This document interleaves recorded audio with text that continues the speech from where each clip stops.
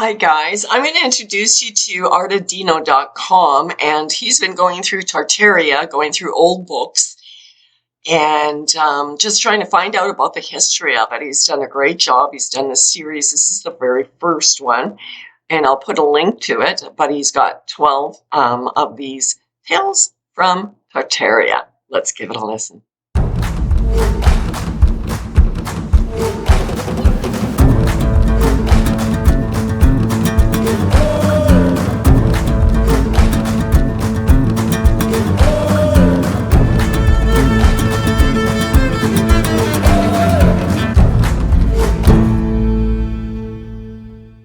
Give it a listen. This is going to be the first of what I hope will be many Tartarian tales, with artofdino.com piecing it together. This is an idea I've had for a while. I always, in the books that I come across on archive.org and elsewhere, come across these stories that share a little bit about Tartaria and the people through different stories or whatever that have been passed on. And whether their accuracy is totally accurate or not, it always sheds a little bit of light on how awesome they were, and around the time a little bit about them, because it seems like all their books were eviscerated. So we have to kind of take from other people's books of what they thought of Tartaria.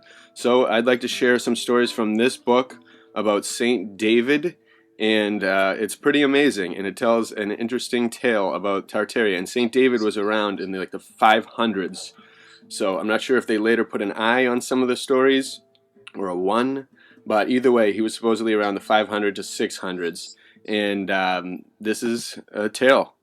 Here we go. Saint David, the most noble champion of Wales, after his departure from the brazen pillar, whereat the other champions of Christendom divided themselves severally to seek their foreign adventures, he achieved many memorable things, as well in Christendom, as in those nations that acknowledged no true God, which for this time I admit in only discourse of what happened unto him among the Tartars, for he chanced to be in the Emperor of Tartary's court, a place very much honored with valorous knights, highly graced with a train of beautiful ladies, when the emperor upon a time ordained a solemn joust and tournament to be holden in honor of his birthday. To this tournament resorted, at the time appointed from all the borders of Tartary, the best and hardiest knights there remaining, in which honorable and princely exercise the noble knight Saint David was appointed champion for the emperor, who was mounted upon a Morocco steed, adorned with a rich caparison, wrought by the curious work of Indian women, upon whose shield was set a golden griffin rampant in a field of blue. Against the Welsh champion came the Count Palatine, son and heir apparent to the Emperor of Tartary, brought in by 12 knights, richly furnished with the habiliments of honor, who paced 3 times about the lists before the Emperor and many ladies that were present, to behold the honorable tournament. Which being done, the 12 knights departed the lists, and the Count Palatine prepared himself to encounter with the Christian knight, being appointed chief champion for the day, who likewise prepared himself, and at the trumpet's sound, by the herald's appointment, they rushed so fearfully against each other, that the ground seemed to shake under them, and the skies to resound with the echoes of their mighty strokes. At the second race of the champions, Saint David had the worst, and was constrained, through the great strength of the Count Palatine, to lean backward, almost beside his saddle, whereat the trumpets began to sound in sign of victory. But yet the valiant Christian, nothing dismayed, with courage ran the 3rd time against the Count Palatine, and by the violence of his strength he overthrew both horse and man, whereby the Count's body was so extremely bruised with the fall of his horse, that his heart's blood issued forth from his mouth, and his vital spirit passed from the mansion of his breast, so that he was forced to bid the world farewell. This fatal overthrow of the Count Palatine abashed the whole company, but especially the Tartar emperor, who, having no more sons but him, caused the list to be broken up, the knights to be unarmed, and the slain count to be brought by 4 esquires into his palace, where after the armor was loosed from his body, and the Christian knight received in honor of his victory, the woeful emperor bathed his son's body with tears, which dropped like crystal pearls upon the congealed blood, and after many sad sighs, he breathed forth this woeful lamentation. Now are my triumphs turned into everlasting woes, from a pleasant pastime to a direful and bloody tragedy. O most unkind fortune, never constant but changeable, why is my life deferred to see the downfall of my dear son, the noble Count Palatine? Why rends not this accursed earth whereon I stand, and presently swallow up my body into her hungry bowels? Is this the use of Christians? For true honor to repay dishonor? Could not base blood serve to stain his deadly hands withal, but the royal blood of my dear son, in whose revenge the face of the heavens is stained with blood, and cries for vengeance to the majesty of mighty Jove? The dreadful Furies, the direful daughters of dark night, and all the baleful company of burning Acheron, whose loins shall be girt with serpents, and hair behanged with wreaths of snakes, shall haunt, pursue, and follow that cursed Christian champion that hath bereaved my country Tartary of so precious a jewel as my dear son the Count Palatine was, whose magnanimous prowess did surpass all the knights of our realm. Thus sorrowed the woeful emperor for the death of his noble son, sometimes making the echoes of his lamentations pierce the elements, another while forcing his bitter curses to sink to the deep foundations of Acheron, one while intending to be revenged on Saint David, the Christian champion. Then presently his intent was crossed with a contrary imagining, thinking it was against the law of arms, in a great dishonor to his country, by violence to oppress a strange knight, whose actions had ever been guided by true honor, but yet at last this firm resolution entered his mind. There was adjoining upon the borders of Tartary an enchanted garden, kept by magic art, from whence never any returned that attempted to enter, the governor of which garden was a notable and famous necromancer named Ormondine, to which magician the Tartarian emperor intended to send the adventurous champion Saint David, thereby to revenge the Count Palatine's death. So the emperor, after some days were passed, and the obsequies of his son performed, caused the Christian knight to be brought into his presence, to whom he committed this heavy task and weary labor. Proud knight, said the angry emperor, thou knowest since thy arrival in our territories how highly I have honored thee, not only in granting thee liberty to live, but making thee my chief companion, which high honor thou hast repaid with great ingratitude, and blemished true nobility, in being the cause of my dear son's death, for which unhappy deed thou rightly hast deserved death. But yet know, accursed Christian, that mercy harboureth in princely minds, and where honor sits enthroned, there justice is not too severe. Although thou hast deserved death, yet if thou wilt venture to the enchanted garden, and bring hither the magician's head, I grant thee not only life, but likewise the crown of Tartary after my decease, because I see thee hast a mind furnished with all princely thoughts, and adorned with true magnanimity. This heavy task and strange adventure not a little pleased the noble champion of Wales, whose mind ever thirsted after worthy adventures, and so, after some considerate thought, he replied in this manner: Most high and magnificent emperor, were this task which you enjoin on me as wonderful as the labors of Hercules, or as fearful as the enterprise which Jason made for the Golden Fleece, yet would I attempt to finish it and return with triumph to Tartary, as the Macedonian monarch did to Babylon when he had conquered part of the wide world.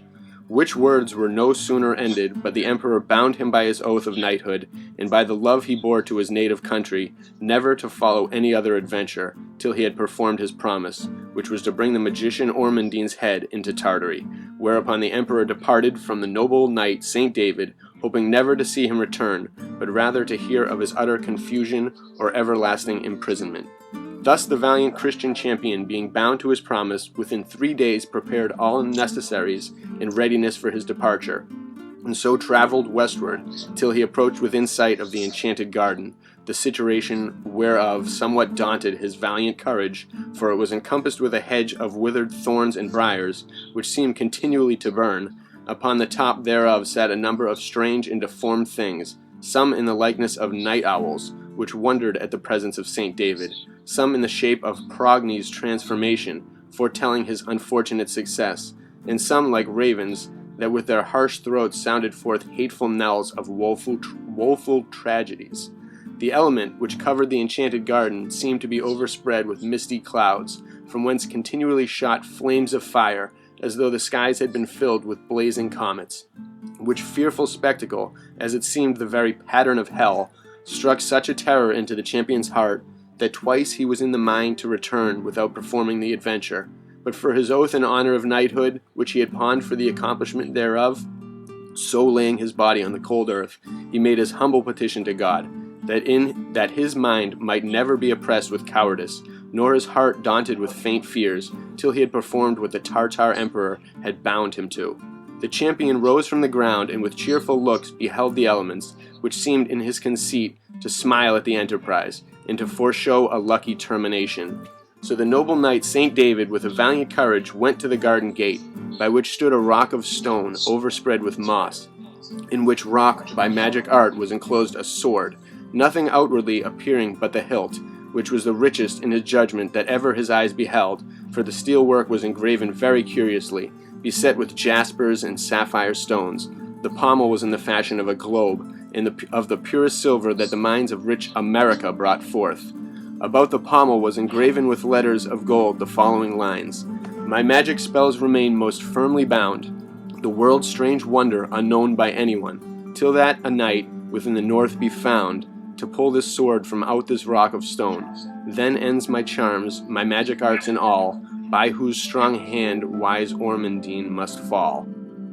These lines drove such a conceited imagination into the champion's mind that he supposed himself the northern knight by whom the necromancer should be conquered. Therefore, without any further delay, he put his hand into the hilt of the rich sword, thinking presently to pull it out from the enchanted rock of Ormondine.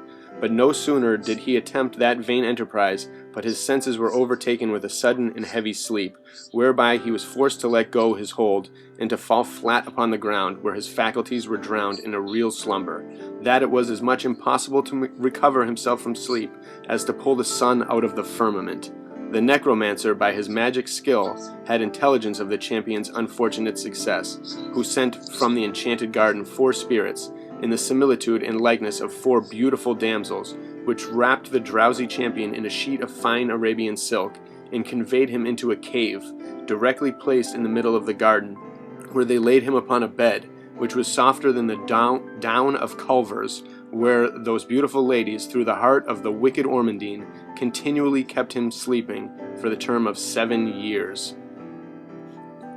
Thus was St. David's adventure crossed with a bad success, whose day's travels was turned into a night's repose, whose night's repose was made a heavy sleep, which endured until 7 years were finished, where we will leave the Welsh champion to the mercy of the necromancer, Ormondine, and return to the most noble and magnanimous champion, St. George, where we left him imprisoned in the Soldan's court.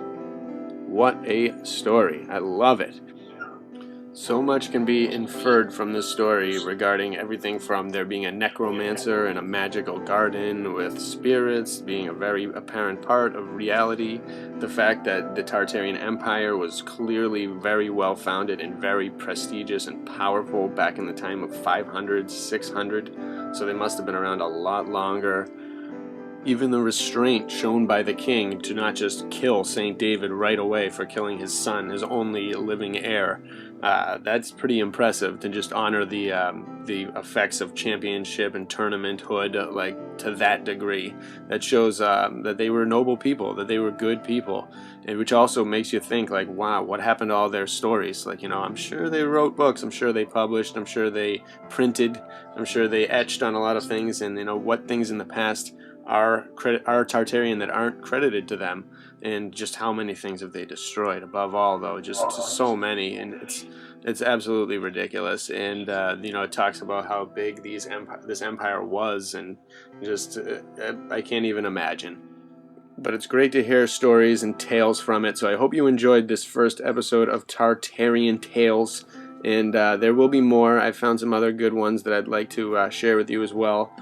And share your comments. Let me know what you think. And if you can find any other stories, bring them on. Let's all add to the collective knowledge of Tartaria and restore it. And figure out at least what it was. Good or bad. Let's just figure it out and learn more about them. Alright, bless you all. And if you get a chance, check out my site, www.artofdino.com. I know you all love my art, as well as my wife's, erinshelbybun.com. Bless you all so much. Have a great day. Tartaria.